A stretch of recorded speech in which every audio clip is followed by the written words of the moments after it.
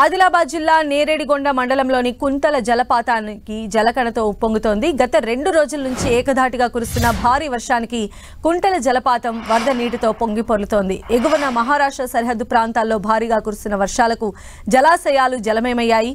కుంతల జలపాతాన్ని సందర్శించే పర్యాటకులకు ఇవాళ రేపు శని ఆదివారాల్లో పర్యాటకుల తాకిడి పెద్ద ఎత్తున ఉండే అవకాశం ఉంటుంది. జలపాతంలో సరైన వసతులు సౌకర్యాలు లేక వారు అనేక ఇబ్బందులను ఎదుర్కొంటున్నారు. అటవీ శాఖ అధికారులు మాత్రం శని ఆదివారాల్లో పర్యాటకులకు అనుమతులు లేవని స్పష్టం చేస్తూ ఉన్నారు.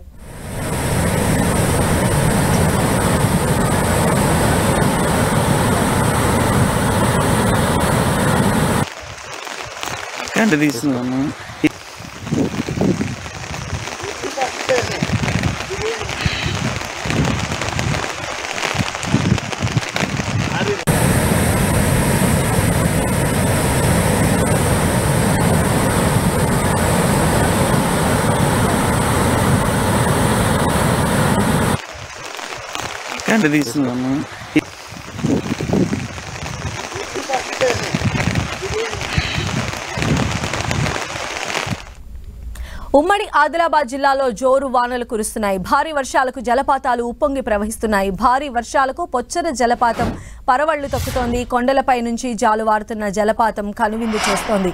పొచ్చర జలపాతం దగ్గర పర్యాటకులకు అనుమతిని నిరాకరించారు.